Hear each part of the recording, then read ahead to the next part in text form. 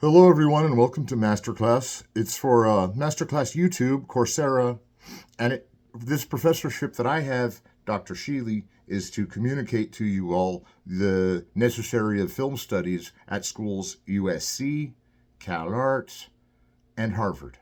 We explain at those schools, and Calarts and USC have a film school, so you could figuratively take this class for like units for that.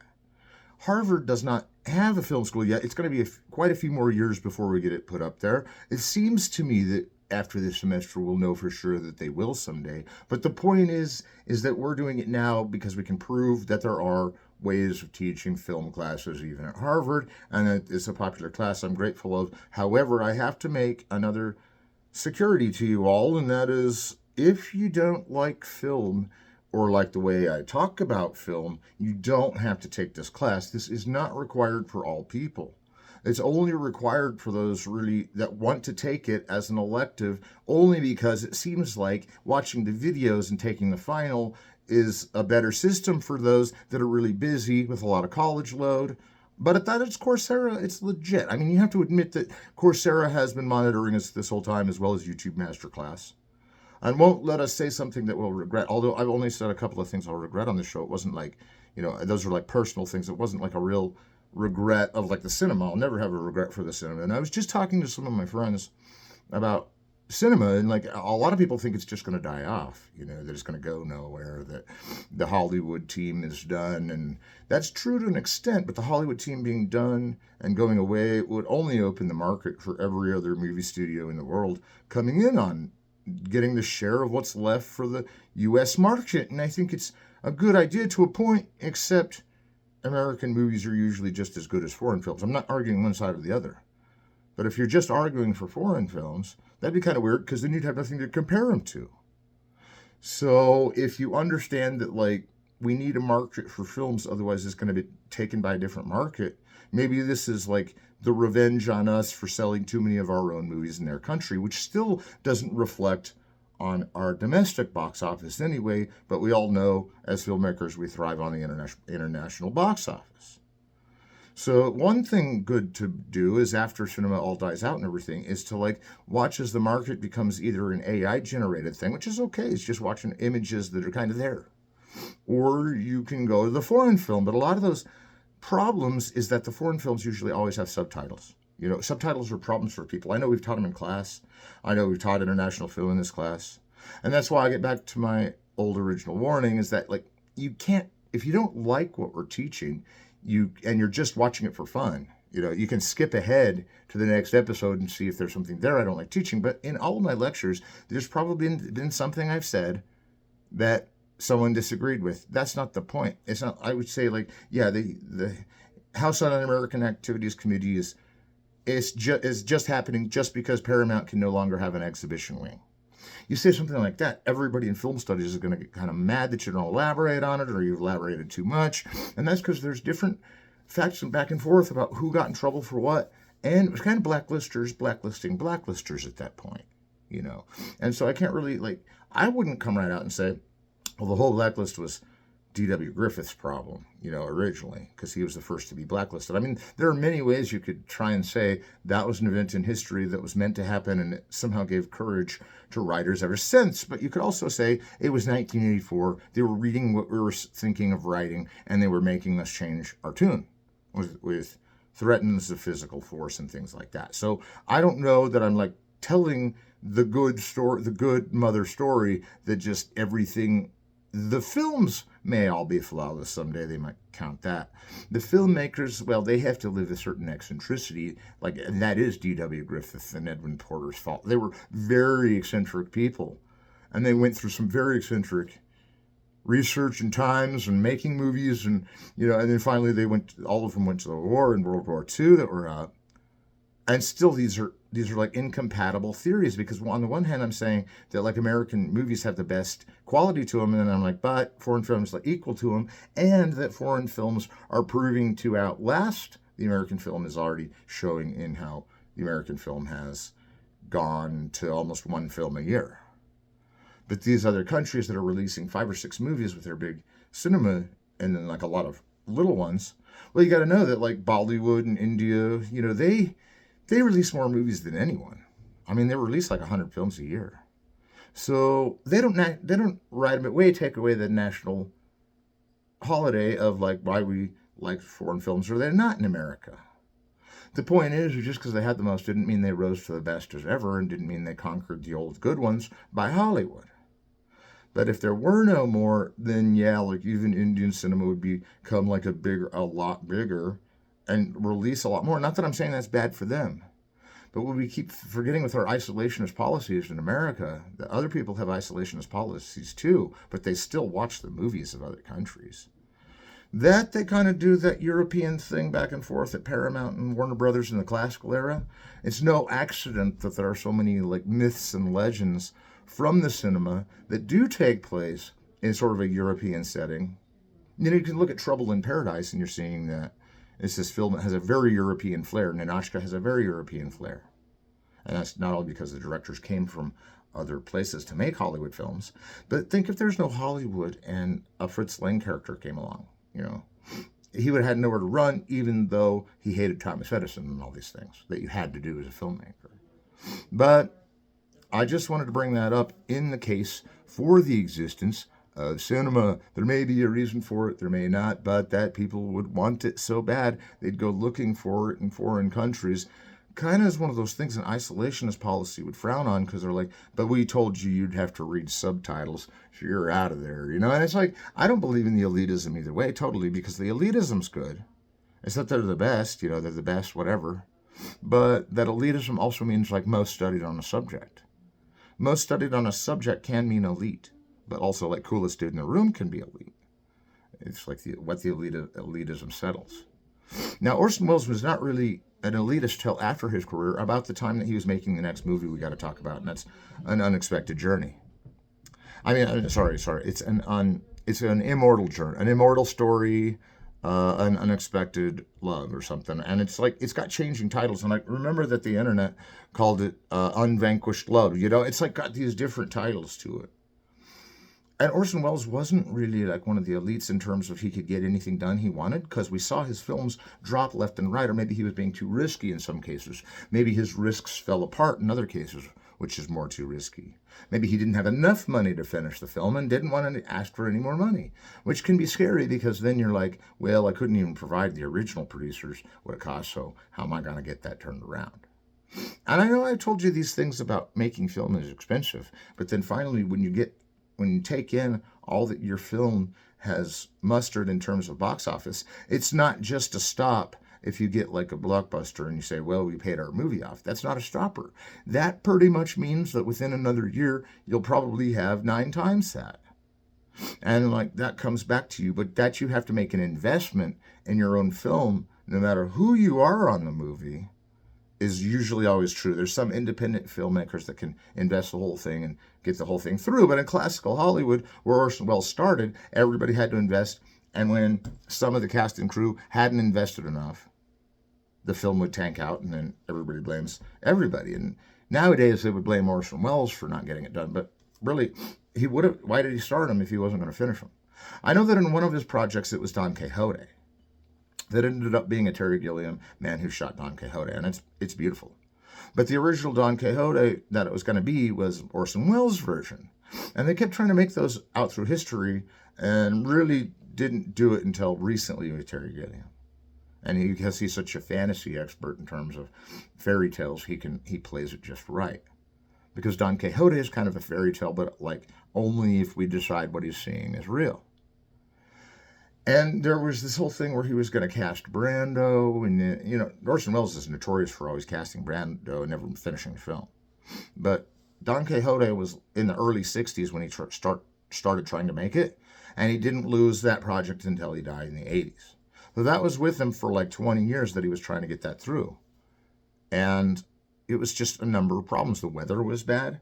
That one can ruin your film if the weather's bad, or he lost interest in the actual story he was designing for it. I don't think that one's very likely, because if you like a story and you're going to go through with it planned at all, but you don't have a way through it, then it's probably the budget that's telling you you can't like a certain type of story because the budget is going to be too much for that type of a story. And Orson Welles was running into like all kinds of problems all through his career, and he never really stopped to complain to a writer that he was having those, because he always got the film done. That he's released like 15 or 16 of the movies he was 17 that he was trying to make doesn't mean there aren't 30 or 40 that went crash and went out there. So what I'm telling filmmakers to do is go back through the interviews with Orson Welles and see which films he once made. Most that he did want Don Quixote finished was totally regarded as finished, sort of in, and most importantly, sorted tale of Terry Gilliam making Don Quixote. And that, like, one of the things about Don Quixote is it's like he's staring at a cinema, believing it.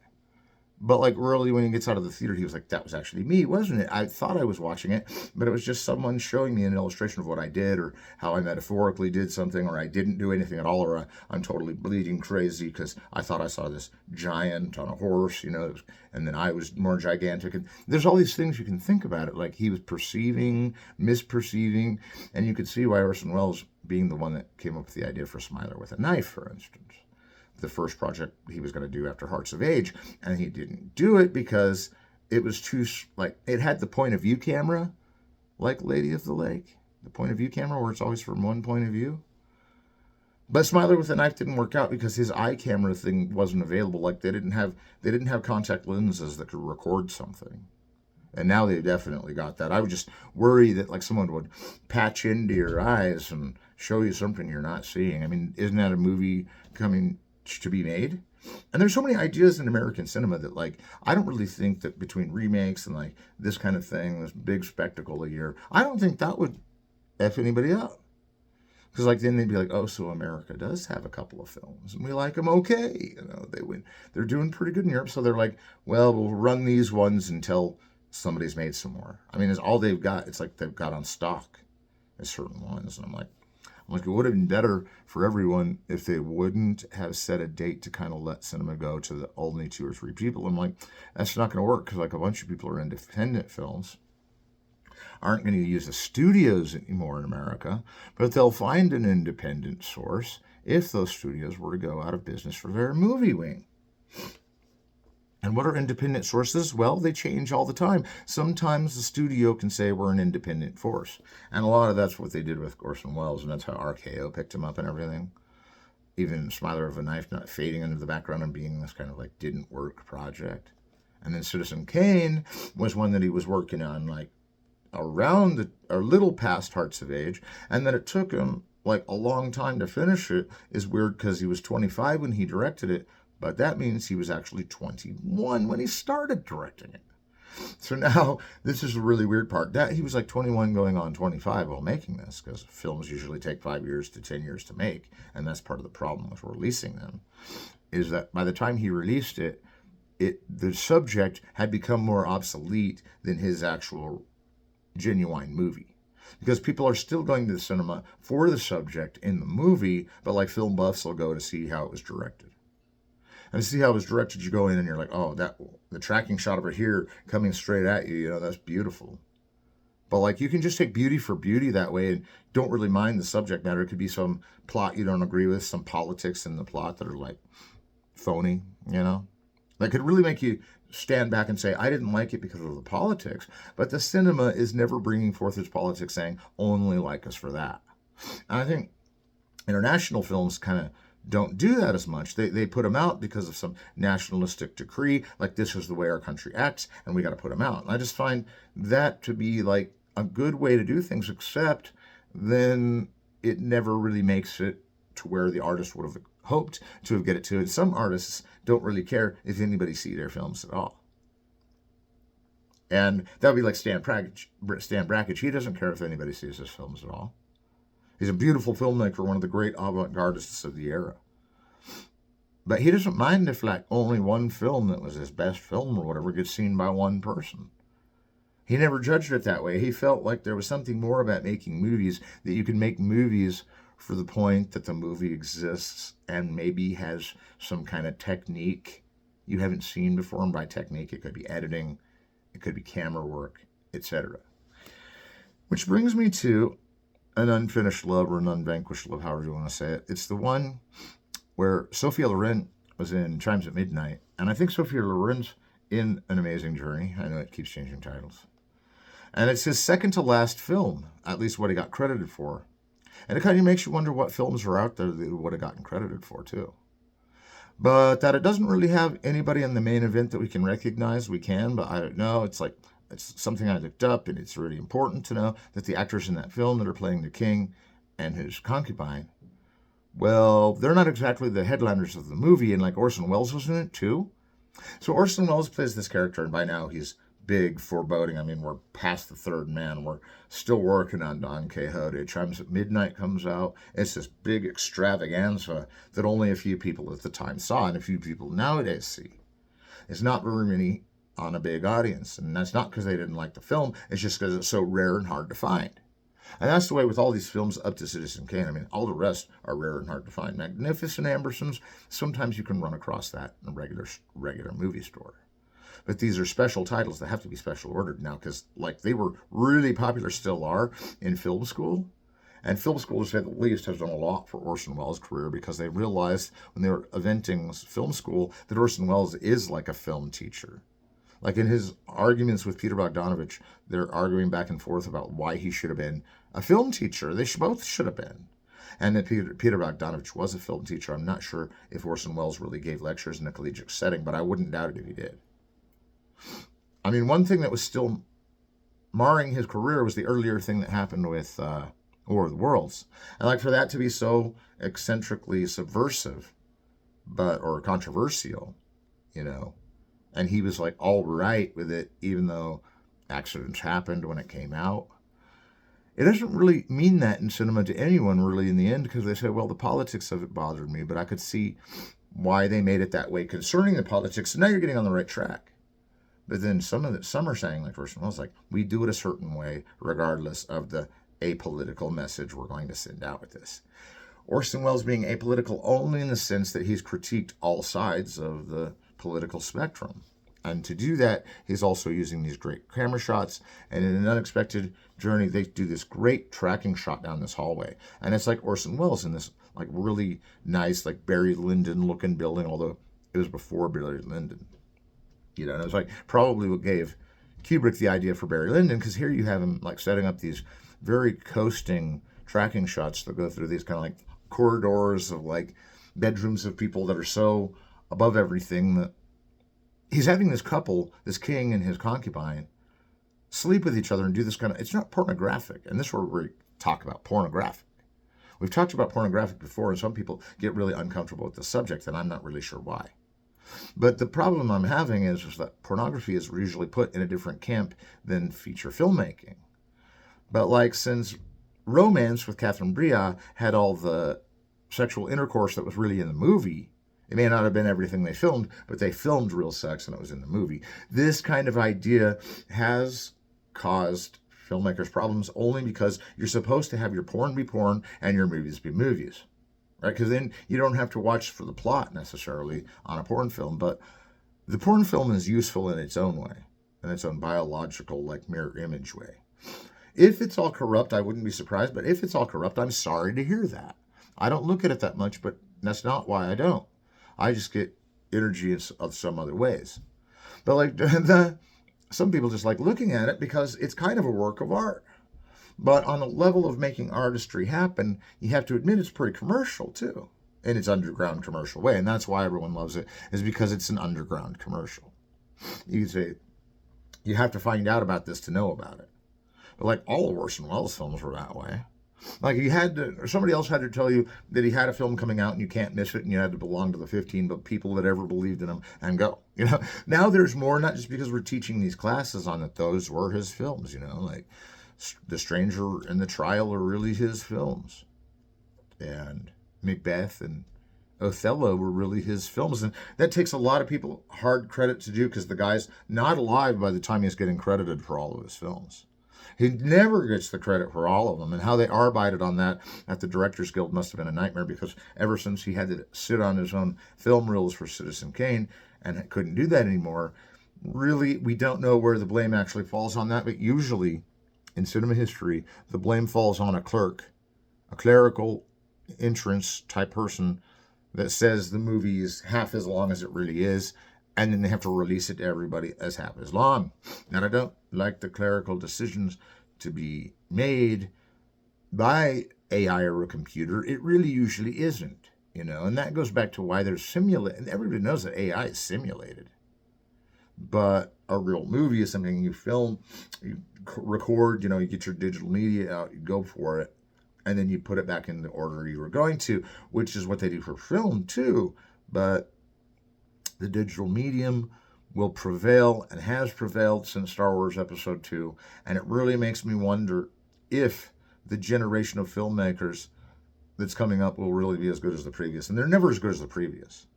But those that realize that the previous were just as good as them whenever they start American cinema again will gain all respect for things in a film buff style or a cineasty, like a cinema enthusiast. And so some of these Orson Welles films have come just because they're like someone bragging that they saw. Like someone could easily brag and, oh, I saw this Orson Welles film that nobody ever saw, and you're like, that's a really big bragging right. That's hard to prove. Maybe you should keep it secret between the one you got to see that was really hard to see and talk about Citizen Kane instead, because everybody saw that. Because it was up for an Academy Award, and really none of his other films really ever did go that way. I know The Third Man did very well with criticism in America, and a lot of people recognized it as his film because he co-directed it. But Carol Reed took the credit. So in this new one, he's doing this thing where it's like kind of making fun of the monarchy, but kind of like legendizing it too. Because he's saying the king needs to get laid. I mean, already we have a weakness in the king, like that he even needs women in his life, right? That he paid for his concubines is true, that he does enjoy some of them around. And like, he's not being just a bitter stink, but like Orson Welles is like, you guys, he tells this lady in the sky, the king and his concubine, you guys got to do it. You guys got to get married doing it. By the time this day runs out, you have to do it. And this was not him giving him directions outside the film. This is in the film. Like his character comes out, he's like, they must go on with it. And I'm not trying to use a bad, insulting way of saying it. It's like the king's being insulted in a way by him being seen by the camera, and it's what's seen. And though it's a rare see, you still see the king kind of getting ready to do it. And it's kind of unglamorous in some weird way because it's like a really nice bedroom. It's really beautiful coloring. But they seem like they don't really want to do it. And do they really have a pornographic image here? Probably not. Because they're doing it, but we never tell if they're actually doing it. It could be the camera angle. It could be, well, we know at least it wasn't a computer effect back then. But that they had to do some kind of softcore scene together was probably embarrassing enough for the actors, but probably not, because actors take apart knowing what they're going to do, and they're probably not going to sit around being embarrassed about something they already agreed on. But I mean, like in the case of the characters that they're playing, they're acting kind of embarrassed that they're on camera. And this is like already folly, because the nudity had been going on in cinema in the 60s. It was really Franco Zeffirelli's Romeo and Juliet that like had this nudity in it, and everybody like would panic about it and run away from it. And here's Unexpected Journeys coming out like the same year as Midnight Cowboy, and Midnight Cowboys got all this sex in it that they don't have. So that's why I'm gauging it against those films and saying that's why they're embarrassed here, not because the film isn't as good. Not because the reason that they picked the wrong actors, but because these actors are playing characters that are very like critique nature towards monarchy. Whether they're England, British, UK, they have no qualms with doing an Orson Welles film, They have no problems against him. And later it's like subversive and controversial that film was ever made, even though it's not really pornographic. Like pornographic is mean the image of sex, having sex has to be proven that it's there. You could do something just totally like close to sex as you'll ever make it, and people watching it will be like, man, you guys really did it. So you really don't know in movies where guys that do it or not really do it, and unless it's like a Catherine Breillat movie and you shoot the pornographic sequence into the Oscar Michaud painting exhibit, where they take all the old clippings of porno and hang them up in this sort of outhouse looking thing, and they put all these like porns up in the outhouse type thing, and it's like, well, that's lowbrow, but they're doing it in a highbrow way. They're taking it and making it like this reappropriated item, found object. And Andy Warhol used to do those found objects, But Orson Welles was an independent director in the sense of that he was interested in what Hollywood thinks. So he did play these movies, and the last one we'll talk about is F for Fake Poop. We won't talk about that till next time. But on an Unfaithful Event, it's like he takes this couple, and there's a couple other people in the movie too, and sets them up in this real lavish set. And then for like most of the hour, they're going after it. But are they really at all? Is it just erotica? Is it just erotica? And even on that level, erotica's gotten farther on the sexual level. Like erotica sometimes even has like kind of borderline pornography in it. And this isn't, because like you see him naked and going after him, and it's definitely erotica, but hardcore erotica, I don't think so. I mean, nobody sees the things that would really accuse them of doing anything wrong. So they can watch this film on kind of an elitist message and say, well, I like it because it's Orson Welles, but it's also like a good topic because it shows that there's some people in the monarchy that still feel strangely about the way they have sex. And that's not accurate, but that's what the movie's like critiquing. Because like the monarchy wouldn't really matter what had been thrown at them. If it was good, well, that's thankful. But if it became diminished by some kind of outside force that had, the right to say, well, they did this wrong and they did that wrong, and then right after that they go sleep with her concubine, it's still not controversial to say they had a quick time at the beginning getting to know each other and wanted to go right away. It was because some form of monarchy rule had to be played out, and that it was from a long time ago. It was not just the movie, but like the people that were in it were like I was a king and a concubine that are already passed. It was like before they'd gotten to the movie. So he wasn't commentating it on true times or real times, but it's an emotional idea. It's an emotional truth saying, even as a king, we can get that. And like, that's a definition that we're using loosely, because if a king enjoyed himself, he wouldn't go back and like apologize that it was a bad idea. And so if you're getting this thing, like if, in other words, he wouldn't take a command from someone else, like be as cautious as you can with this woman. And it's like the king would probably be the least to hurt any woman, being the king. But you have this idea that like the monarchy is being tested here only on Orson Welles' notion that maybe there are things that are a little more humiliating towards people, like being seen on having sex isn't it? It's playing the characters that know that self-reflexively know they're on screen and on screen having sex, to be that timid about it. Like in the movie, it seems timidity takes place first, and then they really get into it. So like now they're going after it. It just reminded me of how it was not ever what a king would do, not ever what that actor would do, but it's definitely what Orson Welles would do when he was positing a monarchy on his hour-and-a-half film. Some versions are only an hour long, and the version on YouTube is pretty good. There's versions of YouTube of these that are hard to find. But I didn't see Chimes of Midnight on there, and I'd really recommend that one over all the others that are rare, that you go out with it and see what it's like. Because the Shakespeare definition of where we put Falstaff, and that Orson Welles plays Falstaff, is again because it's a necessity for him, because he memorizes the order of the film and puts it all in Falstaff's lines in each scene individually from 4 plays by Shakespeare. And so now we're back to Unfinished Journey. So why are they doing it for an hour? Well, that's just to exceed the time limit that anybody else had gone in film history, and it still might, because it was just a couple.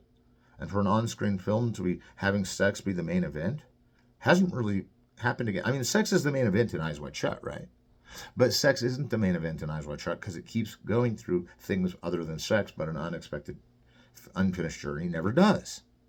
It just goes, it gives you the 5-minute intro. Here's what you got to do from the courier. It gives the 2-minute setup. Should we do it or not? The hesitancy for a couple of minutes, 3 minutes, 4 minutes. And then boom, boom, boom, they're going after it. So maybe Orson Welles is kind of saying, this is what some porn is like if it's amateur porn, but it's really to make it look realistic. And not amateur in the sense that it's breaking the law. Because he couldn't have broken any laws with it that were serious at all if it's still the same version I saw about 10 years ago. And when I saw that version about 10 years ago, and it's the same one that's on the market, although they have put extra scenes here and there like they do everything that they re-release, it doesn't doesn't even matter how close you are to the scheduled re-release. And scheduled re-releases don't always work, because then you're sitting there going, well, if I had just re-released it at the time, then it would have been, more people would have caught on to it. But it also, like the film historian goes through 20 years of film and finally comes across this movie.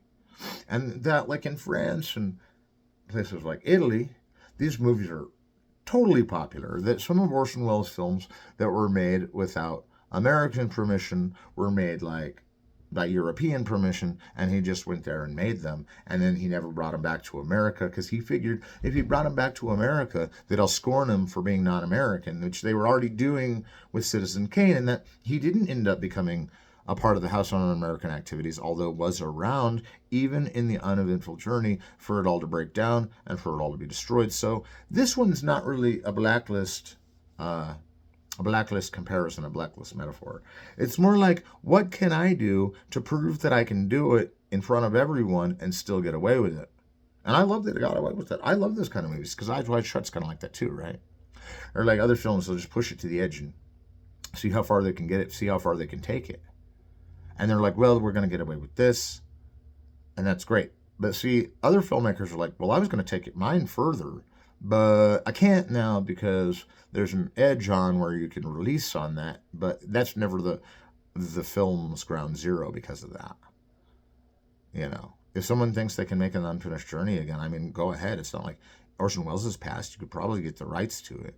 You could probably get but a man and a woman in a bedroom for an hour.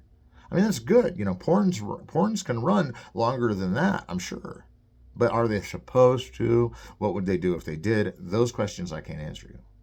But I can say that, like, it's not the characters, it's not the people that are playing the characters, it's the actions that are being asked to do in the script.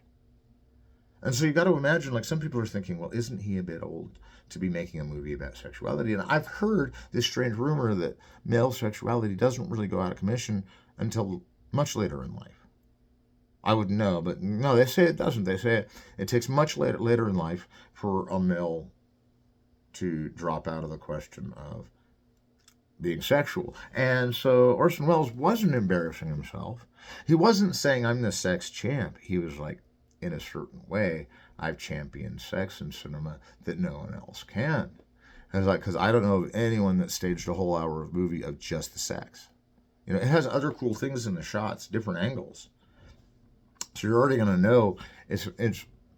By the way, it is erotic in certain ways, but I don't know how to judge that necessarily, because there's so much of it that it happens for an hour at all. It's already, we're all sitting back going, okay, why did that happen for an hour? And were we really watching it for that long? Because time is relative, you know, and you're like, but if Orson Welles ordered them to have sex as one of the king's subjects, like, and they were going to do it anyway, it kind of is promoting its own controversy of saying, I got them to do it. I cast them to do it for the whole film. They really do it, and I'm the one that directed it. That's a director's secret of, don't know how the hell it happened, and I'm glad it did. You know, because for all we know, they went in to film other scenes, and they just couldn't stop filming that scene. Or for all they know, because the liner notes are usually made after the fact.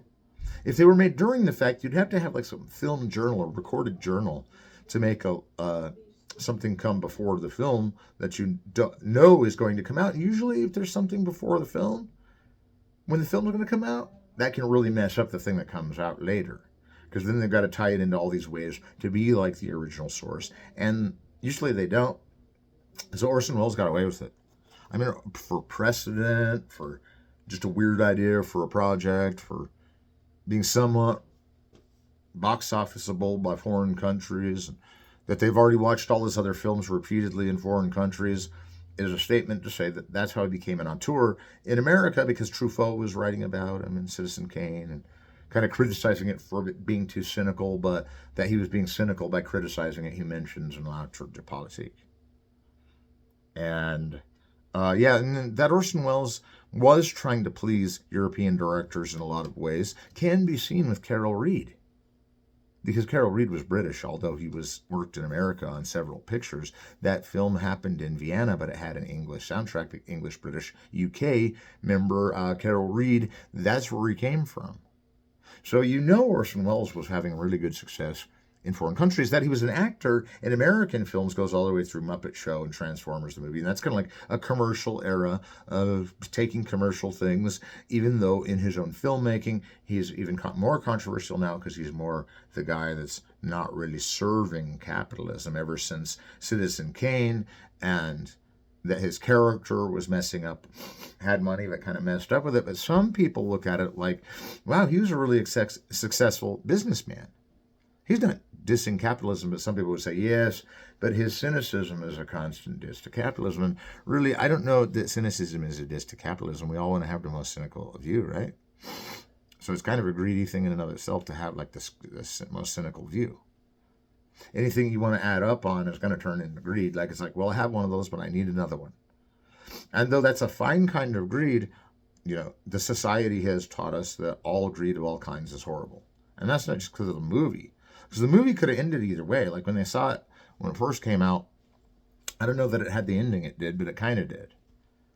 But was it really the greed that killed them, or wanting each other's money that wanted to kill them? Like they wanted to just trade money straight up, and they ended up killing each other for it.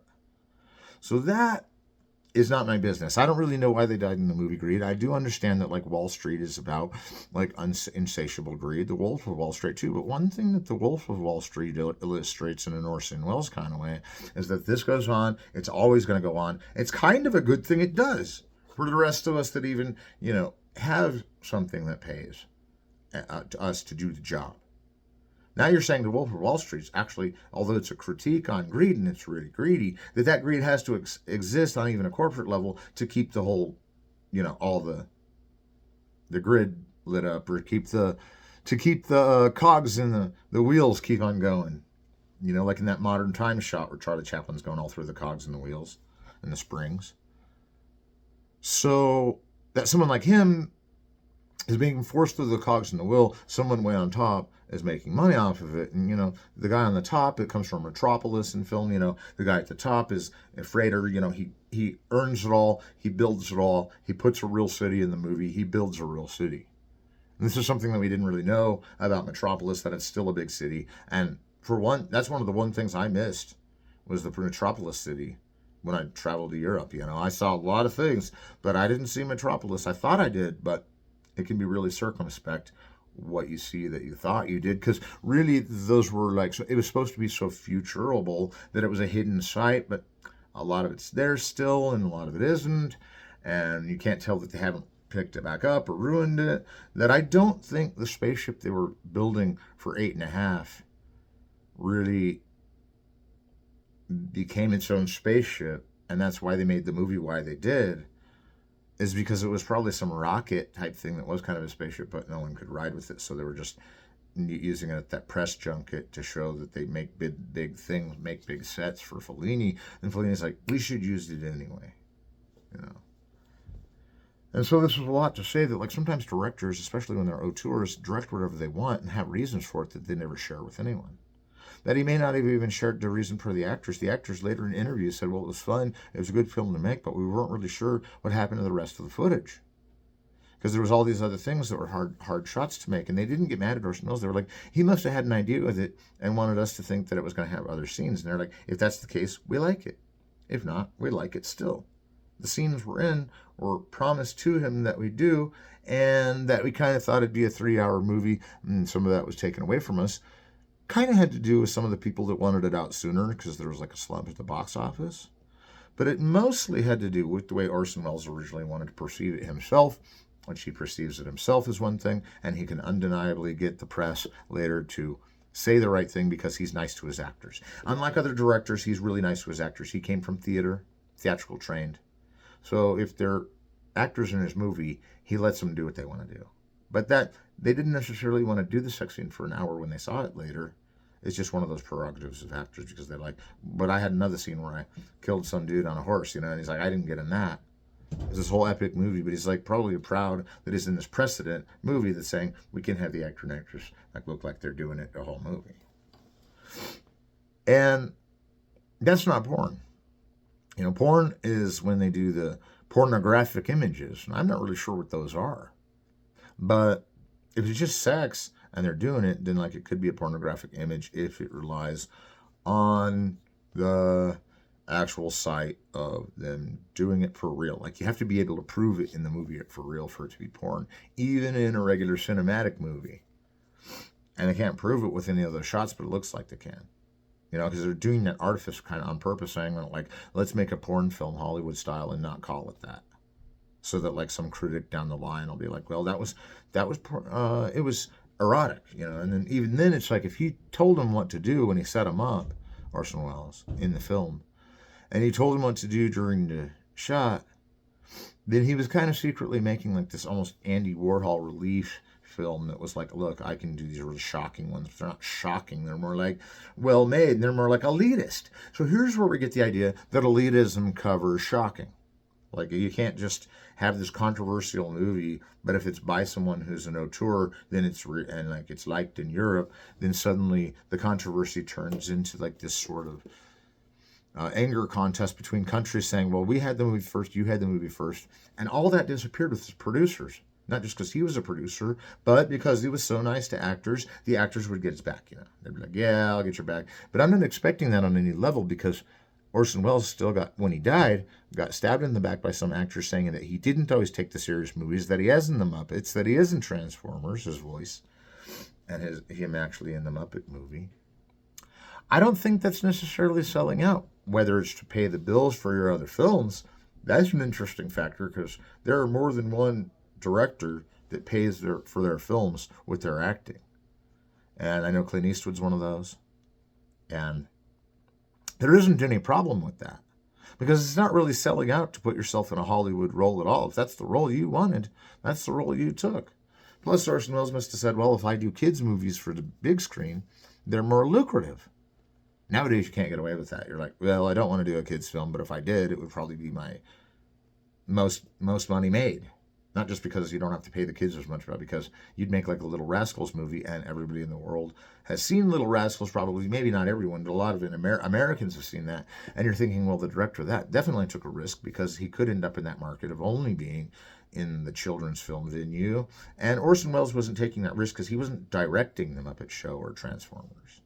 He was acting in them, you know, performing a voice, performing as himself. You see, it's very critical of us to say that John Cassavetes did the same thing, but John Cassavetes did the same thing. I mean, he would take movie parts that were very lucrative, and he even mentions this in Rosemary's Baby. His character wants to take lucrative parts that are sold to him by a soul from the devil, and then you're like, well, he can take any part he wants now, and so he's taking a part in this movie that they're kind of learning about, and they're acting the way through. In the movie Rosemary's Baby, there was that self-reflexivity. Whether it started out that way or making of a film, I don't want to get into that, but John Cassavetes all the way was taking movie roles like in The Killers.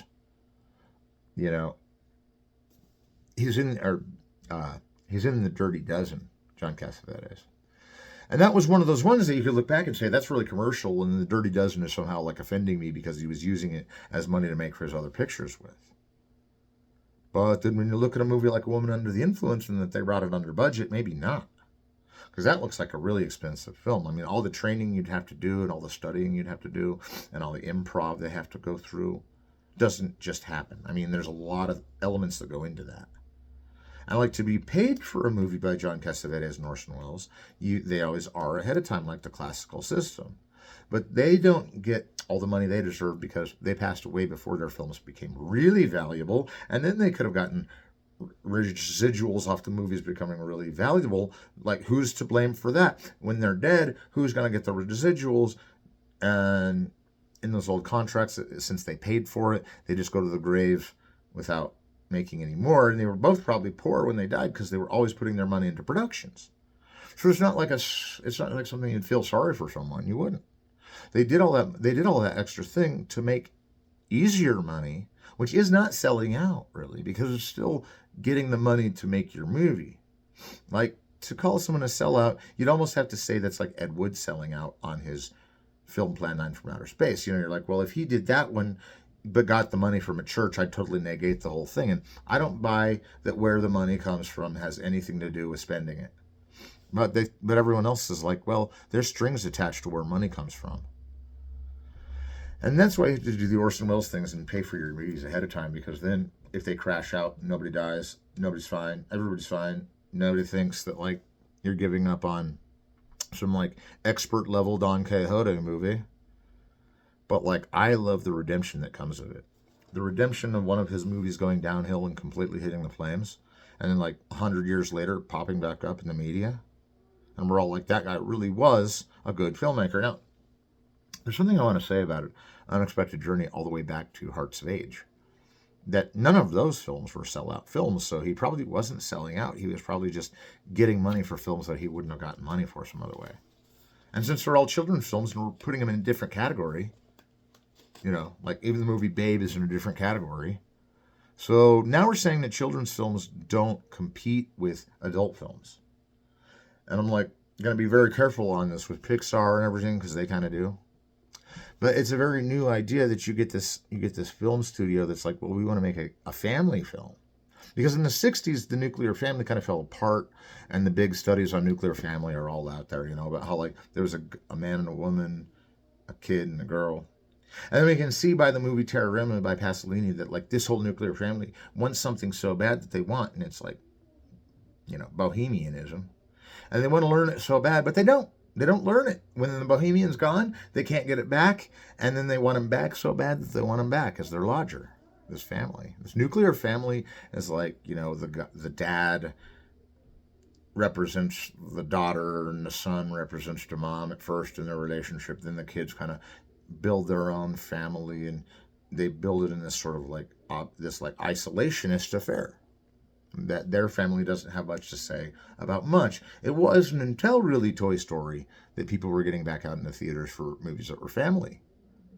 And it was kind of where like the 90s started toning down, because on the trajectory they were going to show like a real famous actor get crucified on the cross in Mel Gibson's movie. And if that happened, I'm out of here. I don't like cinema anymore. No, I'm kidding. And even if that happened, I guess the guy was happy with the money he took. But that he died on the cross was an accident. Sounds like the original cross that Christ died on, right? I don't think he's dead, but we're just saying.